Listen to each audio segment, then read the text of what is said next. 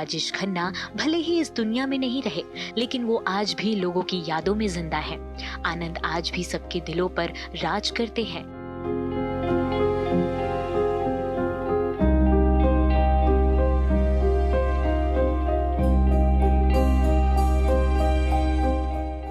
राजेश खन्ना ऐसे स्टार थे जो करियर में कामयाबी के शिखर पर पहुंचे, तो वहीं गुमनामी के अंधेरे में तन्हाई के दिन भी देखे। राजेश खन्ना की पॉपुलैरिटी का ये आलम था कि बड़े बड़े स्टार भी उनकी चमक के सामने फीके पड़ जाते थे।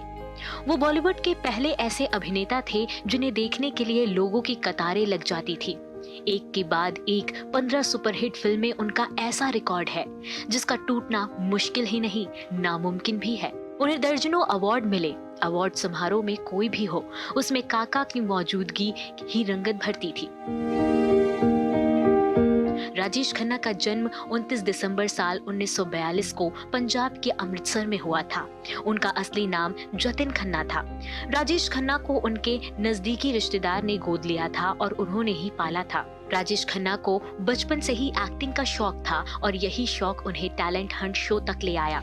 इस टैलेंट हंट शो में 10,000 लोगों में सिर्फ 8 लड़कों को चुना गया, जिसमें से एक राजेश खन्ना थे और आखिर में ये टैलेंट हंट राजेश खन्ना ने ही जीता। इस तरह उनके लिए बॉलीवुड के दरवाजे खुल गए। राजेश खन्ना को असली कामयाबी 1969 में आई फिल्म आराधना से मिली, जो उनकी पहली सुपरहिट फिल्म थी। इस फिल्म ने उन्हें सुपरस्टार बना दिया। साल 1969 से 1975 के बीच राजेश खन्ना ने लगातार 15 सुपरहिट फिल्में दिए। देश भर में उनका ऐसा जादू चला कि उस दौर में पैदा होने वाले ज्यादातर बच्चों के नाम राजेश रखे जाने लगे। देश भर में उनको लेकर ऐसी दीवानगी थी कि पूरा देश उन्हें काका कहकर बुलाने लगा। उस दौर में एक कहावत मशहूर हुआ करती थी, ऊपर आका और नीचे काका। उस दौर में राजेश खन्ना ने जो लोकप्रियता हासिल की थी, आज के जमाने में उसके आसपास भी कोई नहीं पहुंच सकता। उस दौर के स्टाइलिश और हैंडसम हीरो थे राजेश खन्ना। तब के युवा खास तौर पर उनके जैसे कपड़े बनवाया करते थे। लड़कियों में उनको लेकर ऐसी दीवानगी थी कि उनकी एक झलक पाने के लिए घंटों इंतजार करती थी। कहा तो ये भी जाता है कि उस दौर में लड़कियां उन्हें खून से खत लिखा करती थीं और उनकी फोटो से शादी करती थीं। राजेश खन्ना की सफेद रंग की कार जहां रुकती थी, लड़कियां उस कार को ही चूम लेती थी। लिपस्टिक के निशान से सफेद रंग की कार गुलाबी हो जाया करती थी। कहा तो ये भी जाता है कि एक बार राजेश खन्ना अस्पताल में भर्ती थे तो उनके इर्द गिर्द के कमरे फिल्म निर्माताओं ने बुक करा लिए ताकि मौका मिलते ही वो राजेश को अपनी फिल्मों की कहानी सुना सके।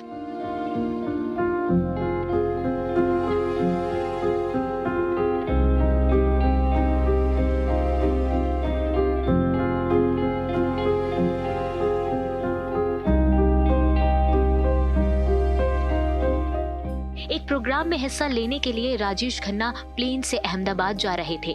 प्लेन में डिम्पल की बगल वाली सीट पर राजेश खन्ना जाकर बैठ गए। उस वक्त डिम्पल की पहली फिल्म बॉबी रिलीज होने वाली थी। पहली मुलाकात के बाद ही राजेश खन्ना और डिम्पल ने एक दूसरे से शादी का फैसला कर लिया। फिलहाल दोनों की उम्र में काफी फासला था, लेकिन प्यार के आगे मजबूर इस जोड़े ने साल 1973 में शादी कर ली। फिलहाल राजेश खन्ना और डिम्पल की शादी ज्यादा दिन तक नहीं चल पाई और साल 1984 में दोनों अलग हो गए।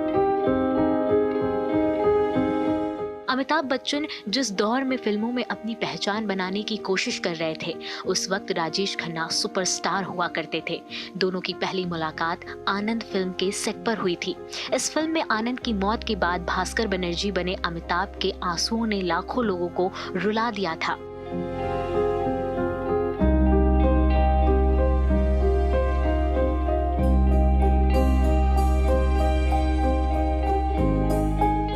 फिल्म आनंद के एक एक डायलॉग से राजेश खन्ना को दर्शकों की खूब तालियां मिली। इस फिल्म में अमिताभ और राजेश की केमिस्ट्री ने इतिहास रच दिया था। अमिताभ इस फिल्म में सहायक एक्टर थे और राजेश खन्ना इस फिल्म की जान थे। साल 1973 में एक बार फिर अमिताभ और राजेश खन्ना फिल्म नमक हराम में साथ आए। इस फिल्म में दोनों का किरदार बराबरी का था। ये वो दौर था जब अमिताभ धीरे धीरे कामयाबी की सीढ़ियों चढ़ रहे थे और राजेश खन्ना पर स्टारडम हावी होता जा रहा था।